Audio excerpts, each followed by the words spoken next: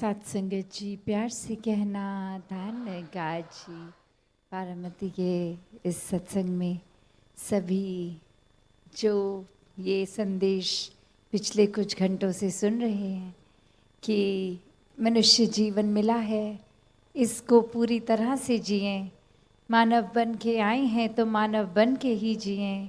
इस प्रभु परमात्मा का ज्ञान लेकर इसको अपने जीवन में हर समय के लिए शामिल करके भक्ति करें, मानवीय गुणों से युक्त हो जाएं और जीते जी फिर वाकई ही इंसान है तो इंसान बनकर ही जिएं। एक दूसरे के प्रति मन में नफरत के भाव रख के नहीं, एक मन में जो भी समय है, लिविंग इन द प्रेजेंट वाली जो बात होती है कि एक समय के अनुसार जो उस समय स्थिति है उसमें रहें, ना अपनी सोच को, दिमाग को एक बीते हुए कल में रखें, ना आने वाले कल में।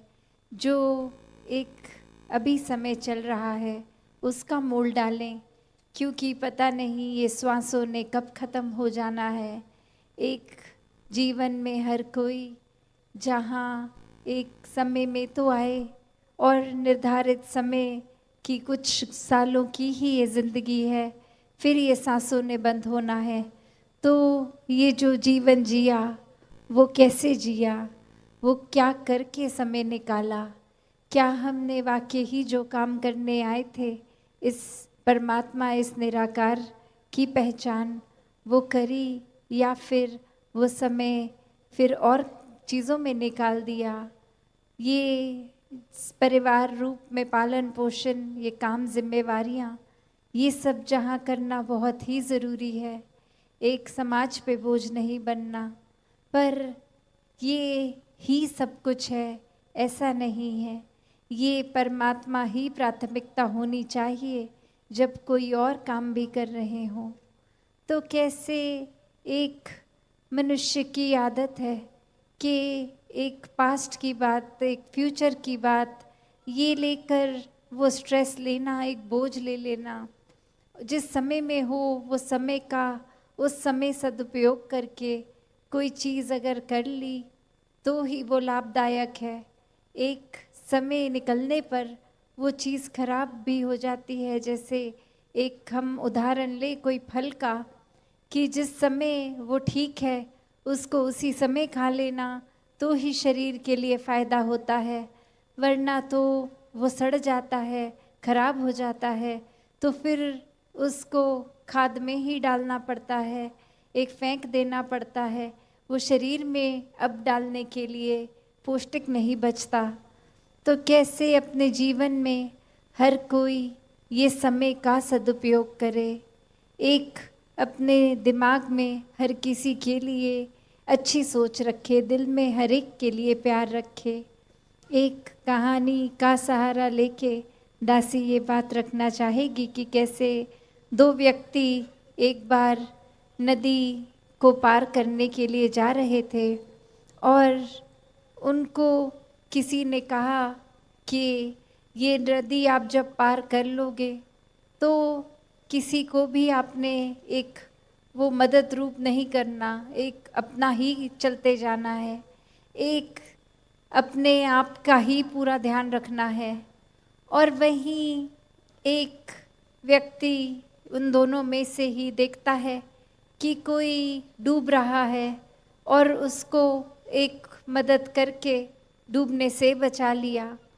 और वहीं जब वो नदी पार हो गई तो उसका मित्र उसको कहता है कि ये आपने क्या कर दिया, आपको तो मना किया गया था कि अगर अपना ही ध्यान रखना है और किसी का नहीं, वरना तो आप दूसरे का रख रहे थे तो इसमें आपका नुकसान हो जाता, आप पानी के बहाव से खुद ही बह जाते, अपने ऊपर नियंत्रण रखना था। ये दूसरों की मदद में खुद अगर फिसल जाते तो क्या होता। तो वही इंसान समझाते हुए कहता है कि मैंने तो कब का उस इंसान को छोड़ दिया वहीं का वहीं, तुम ही हो जो इतनी देर बाद अब नदी पार हो भी गई है तो भी वो ख्याल लेकर, वो बोझ लेकर अपने साथ चलते ही जा रहे हो। वो तो कब का इंसान जिसको ज़रूरत थी उस समय में कर दी गई उसकी मदद, और मेरे को ख्याल भी नहीं आया उसके बाद। तुम तो इतनी देर और बीत भी चुकी है तो भी वही सोच पकड़ के बैठे हो। तो ऐसे अक्सर हमने कितने और भी उदाहरण देखे हैं कि एक ट्रेन जो चल रही होती है उसमें एक इंसान के पास वो एक सामान रखने की जगह बनी होती है, उसमें सामान को अगर वो रख दे तो समझदारी से एक बहुत ही आराम से अपना सफ़र कर सकता है। और वहीं वो इंसान अगर सोचे कि मैं ट्रेन पे ऑलरेडी इतने लोगों का बोझ है, मैं और ना डालूं, मैं अपने सर पे ही अपना सामान रख लूं, तो वो ट्रेन को तो फ़र्क नहीं पड़ता, पर उस इंसान के ऊपर कितना वज़न और इतनी देर वो डिस्कम्फर्ट, वो बेचैनी से रास्ता काटेगा। तो बात वही, एक ख्यालों को, एक सोच को, एक बेचैनी को अगर हम हर समय पकड़ के बैठेंगे तो सुकून कहाँ से आएगा, वो चैन कहाँ मिलेगा, वो आराम, वो पीस कहाँ होगी। और आध्यात्मिकता की बात जब करते हैं तो ये सुकून कोई थोड़ी देर का सुकून नहीं है, ये सुकून तो हर पल का हो जाता है जब इस परमात्मा से, इस आत्मा का ब्रह्म ज्ञान रूप से ये मिलन हो जाता है। फिर ये परमात्मा हर समय अंग संग ही दिखता है। कोई भी एक सिचुएशन होगी, एक समय कैसा भी चल रहा होगा, वो एक सुकून में जीवन कटता है और ये सुकून फिर कोई छीन नहीं सकता हमसे। ये तो हर हाल में, चाहे गम हो, खुशी हो, ये सुकून बरकरार रहता है। तो ऐसा ही सुकून हर कोई अपने जीवन में जहाँ प्राप्त कर सकता है, एक नेक इंसान बन के अपने जीवन को चला सकता है। बस करना ये है कि जीते जी इस आत्मा का मिलन परमात्मा से कराना, इस परमात्मा को हर समय के लिए अपने जीवन के हर पल में शामिल करना, और फिर ये प्रेमा भक्ति का रूप, ये आनंद, ये विश्वास से भरी भक्ति, ये फिर सिर्फ चेहरों पे मुस्कुरान औरों की भी लाने वाली भक्ति बन जाती है जब खुद ही हम इतने मगन होते हैं इस परमात्मा के अंदर, तो किसी का नुकसान नहीं करते, अपना भी सुधार करते हैं, औरों पे भी ऐसा प्रभाव आता है कि वो भी फिर भक्ति में जीवन लगाने की कोशिश करते हैं। तो जहाँ वो फोकस अपने ऊपर ही, वो एक अपना भक्ति में कैसे और पकड़ की जाए और गहराई से कैसे और प्यार किया जाए परमात्मा से, उस पे ध्यान देंगे तो दूसरों की कमियों पे नज़र नहीं जाएगी, अपनी जीवन में क्या है क्या नहीं है उस पे नज़र नहीं जाएगी। वरना इंसान का तो आज ये हाल है कि अगर 100 सुख भी होंगे और एक दुख, तो वो 100 सुख की तरफ इस परमात्मा का तो शुक्राना नहीं, एक शुक्राना भाव नहीं, पर एक चीज़ जो चाहिए और वो नहीं है, उसके लिए ना जाने कितने हज़ारों एक गिले, एक नाशुक्रा होके शिकायतें इस परमात्मा से।